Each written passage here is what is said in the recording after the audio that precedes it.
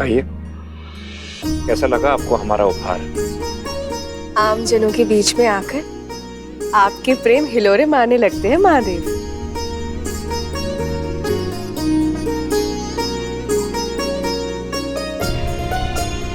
आपका प्रेम पाने के लिए हमें नट अवतार तक का रूप धारण करना पड़ा था देवी, इसलिए आज भी आपके लिए हमारा वो प्रेम सुरक्षित है। देखिए हम आपके लिए क्या लाए हैं।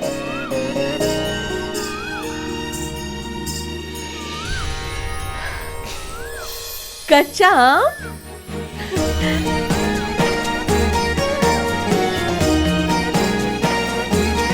आप तो आज भी बच्चों की तरह चाय घुटती हैं। और आप भी तो स्वयं आदि पुरुष होकर किसी नए नए प्रेमी की भांति हमें चौंका देते हैं। अब ये भला कौन अनुमान लगा सकता है कि स्वयं महादेव हमें उपहार में आम दे?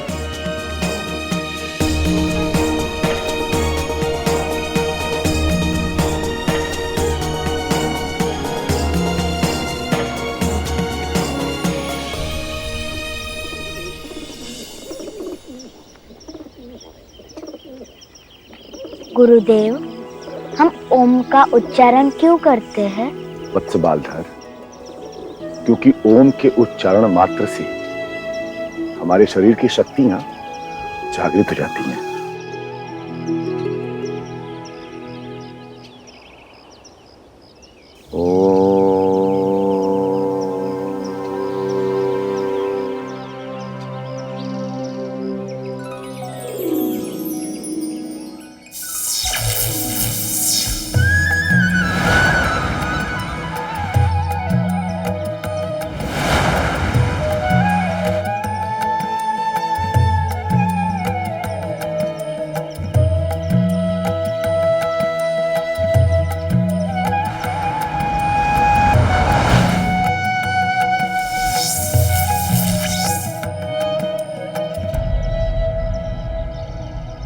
देखा आपने, एक ओम में कितनी शक्तियां हैं। हाँ गुरुदेव, किंतु ओम में क्यों गुरुदेव?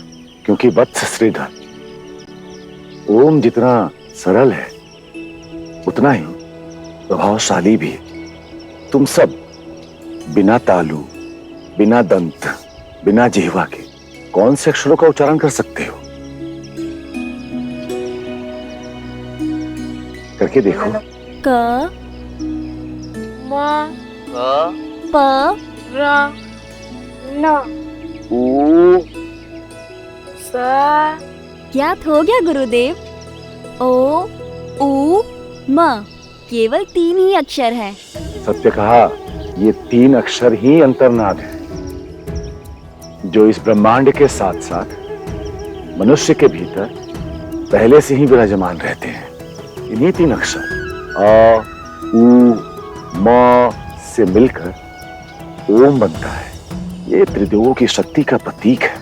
और इस ओम की विशेष बात यह है कि इसे कोई भी व्यक्ति बिना तालु, बिना दंत, बिना जिह्वा के बोल सकता है और ईश्वर की प्राप्ति कर सकता है। अच्छा, इस सृष्टि का निर्माण कैसे हुआ गुरुदेव? तो सुनो, जब प्रभु नारायण के उदर कमलों से ब्रह्मा जी की उत्पत्ति हुई, तब ब्रह्मा जी ने सृष्टि का निर्माण किया और इस सृष्टि को सुचारू रूप से चलाने के लिए उन्होंने अपने मानस पुत्रों का निर्माण किया। ये मानस पुत्र क्या होता है गुरुदेव? औरस और मानस 2 प्रकार की संतानें होती हैं। हमारे माता पिता के संयोग से जिन संतानों की उत्पत्ति होती है वो औरस संतानें होती हैं, और जिनकी उत्पत्ति दिव्य प्रकार से यानी किसी के मन, किसी की इच्छा से हुई, वो मानस संतानें कहलाती हैं। जैसे कि ब्रह्मदेव से कई मानस पुत्र उत्पन्न हुए, और इसी प्रकार ऋषि वशिष्ठ की उत्पत्ति ब्रह्मा के प्राण से हुई। उसके पश्चात ऋषि भृगु ब्रह्मदेव की त्वचा से उत्पन्न हुए। कृतु ऋषि की उत्पत्ति ब्रह्मा के हाथ से हुई। ऋषि पुलह ब्रह्मदेव की नाभि से, पुलत से उनके कान से, और श्री अंगिरा ब्रह्मदेव के मुख से उत्पन्न हुए। और उसी प्रकार ऋषि अत्रि ब्रह्मा के नेत्र से, मरीचि उनके मन से और प्रजापति दक्ष की उत्पत्ति उनके अंगूठे से हुई।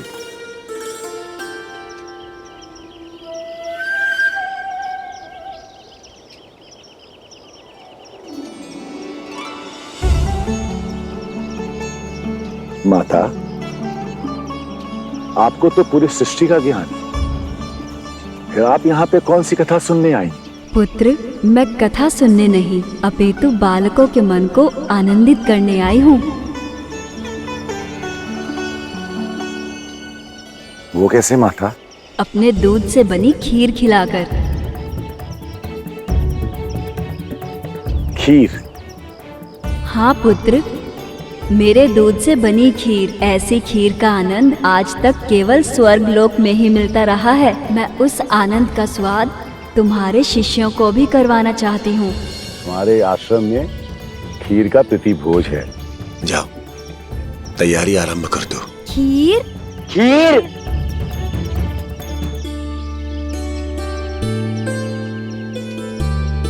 जाने ये परशुराम इन पशुओं से क्या क्या बातें कर रहा है, किंतु इतना तो अवश्य जान गई हूँ कि यहाँ पर खीर का प्रीति भोज होने वाला है और ये प्रतिशोध लेने का सुनहरा अवसर है। जाकर महारानी को बताती हूँ।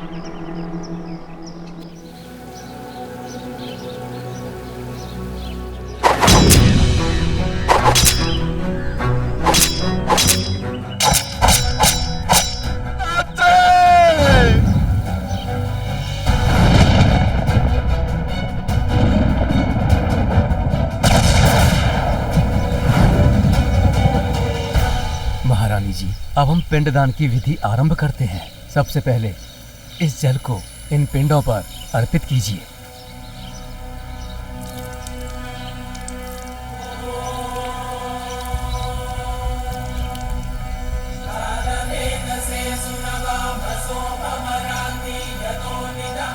अब ये चंदन, अक्षत और पुष्प पिंड पर अर्पित कीजिए।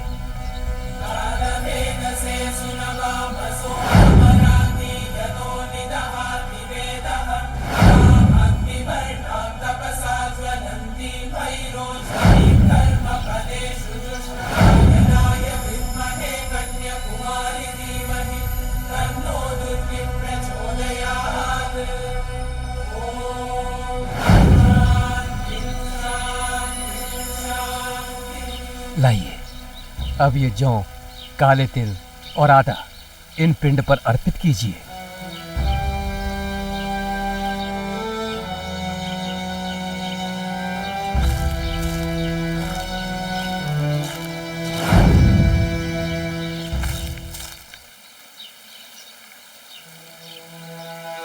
तू यहाँ क्या कर रही है? तुझे मैंने अपनी बहुओं का ध्यान रखने के लिए बोला था ना?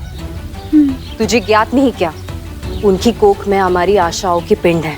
यदि किसी प्रकार एक को भी क्षति पहुंची ना, तो मैं भूल जाऊंगी कि तू मेरे लिए कितना महत्व रखती है। किंतु महारानी जी, मैं जो सूचना लेकर आई हूँ वो इस कार्य से अधिक महत्वपूर्ण है और ये कार्य भी आपने ही मुझे सौंपा था। कौन सी सूचना? मैं परशुराम के आश्रम गई थी।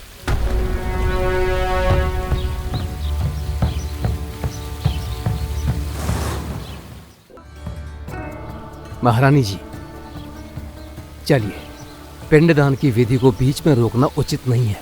जी।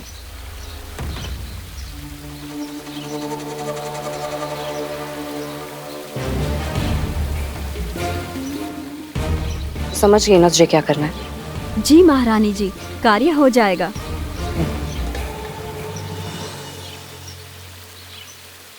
विराजिए। माफ कीजिए पंडित जी।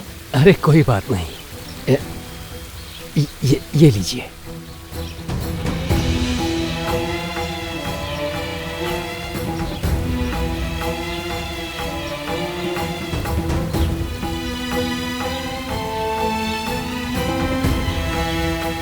महारानी जी, अब पिंडदान की विधि संपन्न हो गई। अब ये पिंड एक एक करके गंगा जी में अर्पित कीजिए।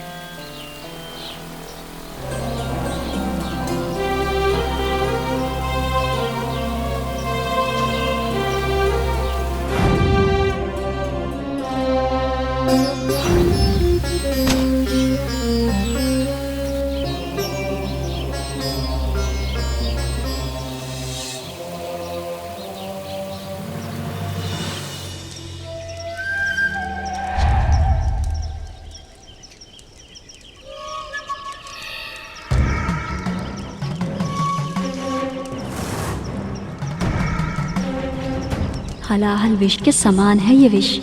इसकी एक बूंद सहस्त्र लोगों के प्राण हर सकती है। अब यहाँ से कोई जीवित बचकर नहीं जाएगा। बस एक छोटा सा अवसर चाहिए मुझे, जो मैं ले ही लूंगी। कितनी अच्छी सुगंध आ रही है मित्रों, देखो।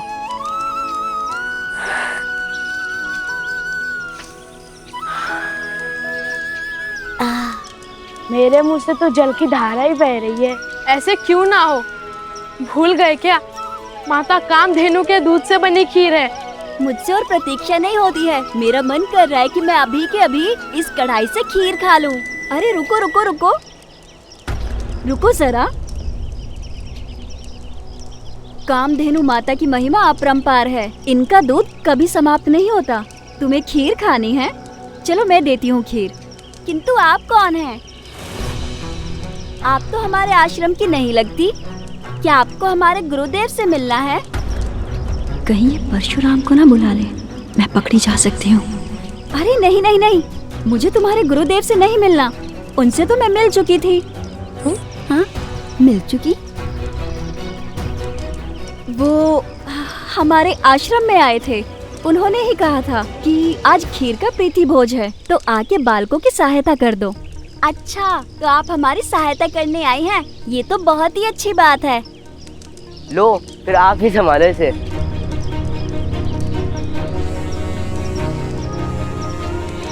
परंतु इस थैली में है क्या? अरे इसमें क्या होगा, कोई खीर के लिए सामग्री होगी और क्या। हाँ हाँ, इसमें सामग्री ही है। तुम लोग जाकर थोड़ा आराम कर लो, खीर मैं बनाती हूँ। आराम? और हम तो क्रीड़ा जा रहे हैं। जब थककर चूर हो जाएंगे तब खीर का आनंद और भी बढ़ जाएगा। तो चलो साथियों, चलते हैं। चलो।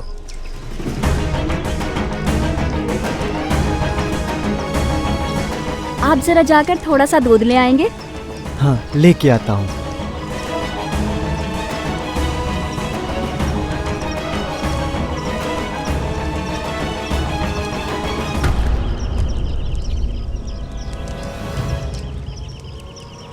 अब होगा मृत्यु का तांडव शुरू।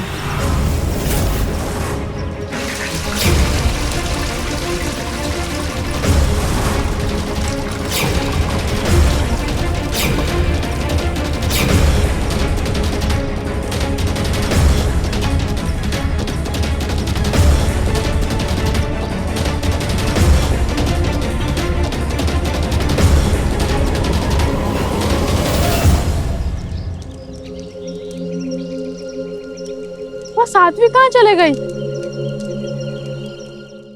स्वामी, आपने बातों ही बातों में मुझे इतनी सारी कच्ची अंबियां खिला दी कि अब मुझे कुछ मीठा खाने की तीव्र इच्छा हो रही है।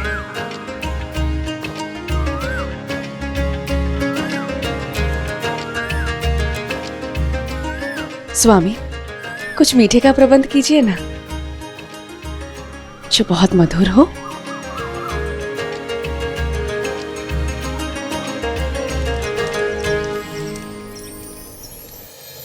ये क्या, आज अकस्मात ही हमें कुछ मधुर वस्तु खाने की इच्छा क्यों हो रही है? देवी सरस्वती, आप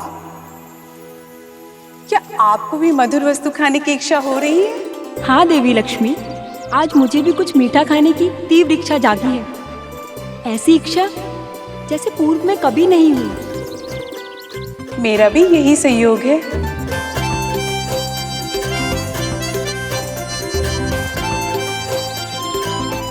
ये मधुर सुगंध तो खीर की है। हाँ, कदाचित कामधेनु गौ के दूध से बनी खीर। प्रणाम माता। प्रणाम।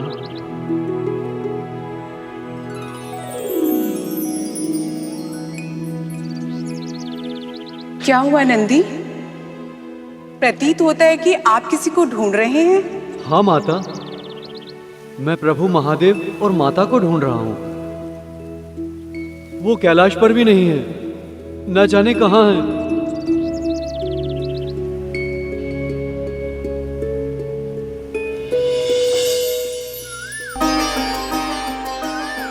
ये सुगंध, ये मधुर सुगंध तो खीर की है देवी। मेरे भक्त परशुराम के यहाँ आज खीर की प्रतिभोज है। कदाचित इसके लिए आपका मीठा खाने का मन कर रहा हूं। क्यों ना वहां चले जाए, परशुराम का आश्रम तो निकट ही है।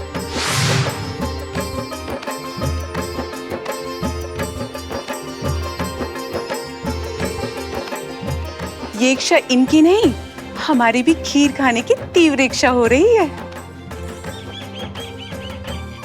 तो फिर विलंब कैसा?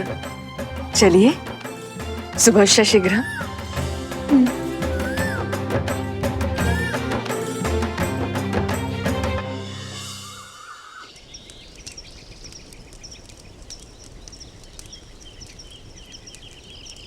पता नहीं कहाँ चले गई ये साध्वी जी। अपना कार्य भी पूरा नहीं किया। गुरुदेव को बता दे क्या? अरे नहीं, हमें किसी की भी चुगली नहीं करनी चाहिए, ऐसा गुरुदेव कहते हैं।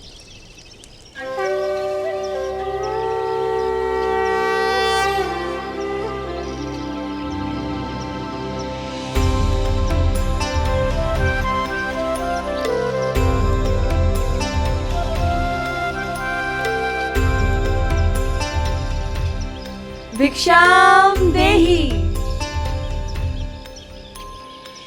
चल चल देखते हैं। चलो।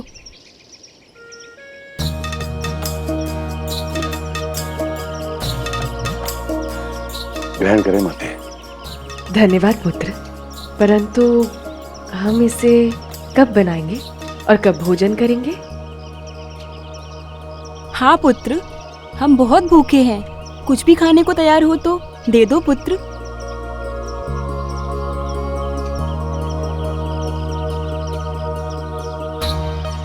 प्रतीत होता है यहाँ पर खीर बन रही है, और भी कुछ नहीं तो वही हमें खिला दे। अवश्य मां, भीतर आइए।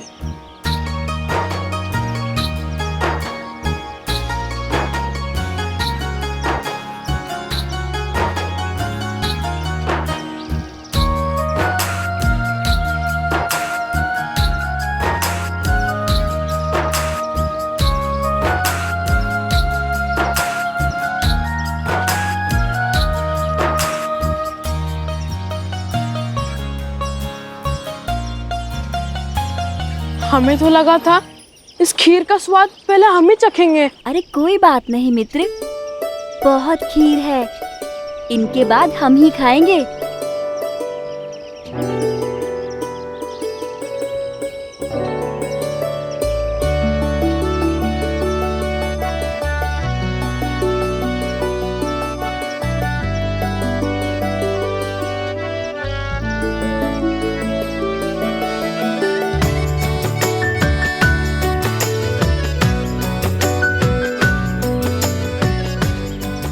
थोड़ी सी और मिलेगी? हाँ हाँ, हमें भी चाहिए। मेरी भी समाप्त हो गई है।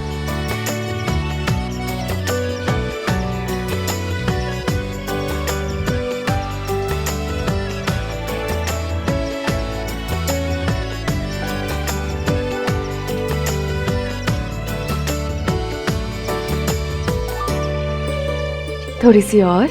इतनी स्वादिष्ट खीर हमने पहले कभी नहीं खाई। सच, इस खीर ने तो हमारी भूख और बढ़ा दी है। मैं लेकर आता हूँ माते।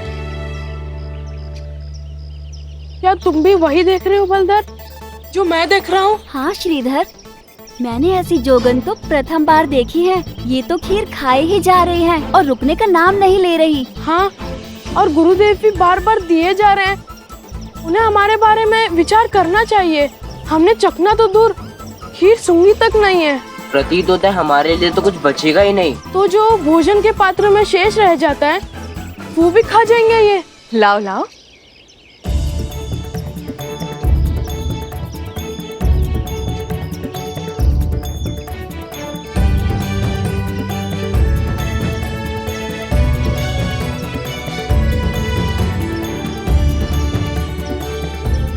तुम्हारा भला हो पुत्र। हम तुम्हें जीवन भर स्मरण रखेंगे, इतनी स्वादिष्ट खीर खिलाने के लिए। कल्याण हो।